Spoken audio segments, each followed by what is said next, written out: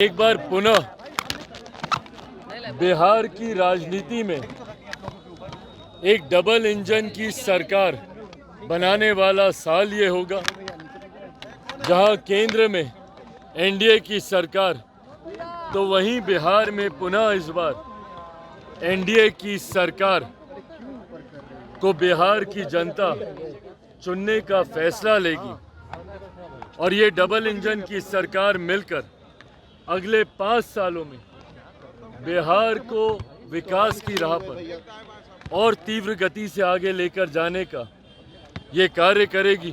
नमस्कार, प्रणाम। मैं हूं राजू कुमार, बने हुए न्यूज़ पेयर के साथ। देखिए, बिहार में सियासी दही चूड़ा का भोज चिराग पासवान के आवास पे इस वक्त हम मौजूद हैं और तमाम तरह की जो बातें और चर्चाएं हो रही थी। सीएम नीतीश कुमार सुबह सुबह चिराग पासवान के कार्यालय पहुंचते हैं और चिराग पासवान मौजूद नहीं रहते। रामकृपाल यादव पहुंचते हैं।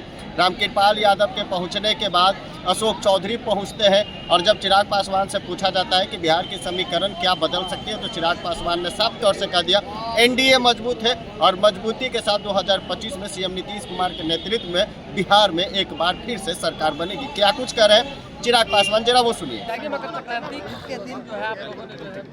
सर्वप्रथम तमाम देशवासियों को, विशेषतः मेरे प्रदेश के तमाम बिहार वासियों को मकर संक्रांति की ढेर सारी बधाई, ढेर सारी शुभकामनाएं। ये साल हम सबके जीवन को और बेहतर बनाने वाला साल हो। ये साल हम सबके जीवन में खुशियां लाने वाला साल हो। महत्वपूर्ण साल ये हमारे राज्य के लिए चुनावी दृष्टिकोण से भी है। इसी साल बिहार में विधानसभा के चुनाव भी होने हैं।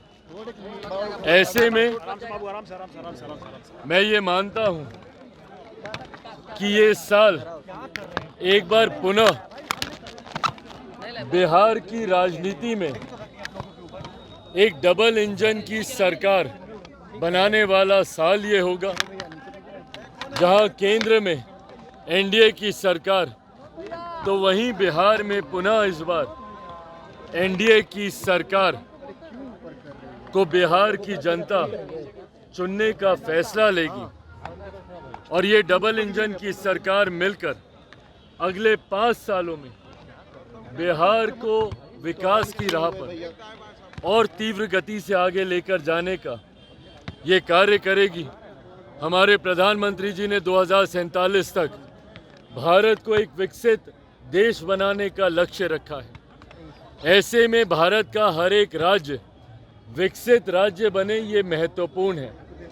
इसीलिए जिस तरीके से एक के बाद एक तमाम बड़ी परियोजनाओं को केंद्र सरकार के द्वारा बिहार में लाया गया है, ये अपने में दर्शाता है कि प्रधानमंत्री जी की प्राथमिकताओं में हमारा राज्य है। जहां कभी बिहार में देश में मात्र 2 एम्स होते थे, अब बिहार में 2 एम्स हमारे होने जा रहे हैं। सड़कों का जाल हो या केंद्र की गरीब कल्याण की तमाम परियोजना हो, इस सोच के साथ कि बिहार जल्द एक विकसित राज्य बने, हमारी केंद्र की सरकार, हमारी बिहार की सरकार मिलकर कार्य करने का प्रयास कर रही है। मैं मानता हूं कि आज मकर संक्रांति के दिन हमारी उस सोच को, हमारे उस संकल्प को और मजबूती देने का कार्य करेगी और मजबूती के साथ हमारे एनडीए के तमाम नेता, कार्यकर्ता, सांसद, विधायक, मंत्री और मजबूती से आने वाले समय में कार्य करेंगे। एक बार फिर से आप सबके माध्यम से आप सबको, आपके परिवार वालों को और पूरे बिहार की जनता को मकर संक्रांति की ढेर सारी शुभकामनाएं। नीतीश कुमार से टाइमिंग मिली नहीं आपकी, आप लेट पहुंचे, नीतीश कुमार पहले पहुंचे, क्या है ये? माननीय मुख्यमंत्री जी के कार्यक्रम की व्यस्तता को हम सबको सम्मान देना जरूरी है। ऐसे में मैं भी आस्तिक हूँ, पूजा पाठ में काफ़ी विश्वास रखता हूँ।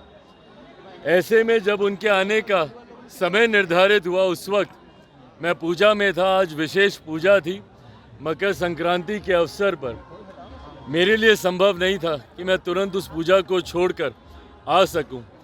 ऐसे में उनका आना ज़्यादा मायने रखता है।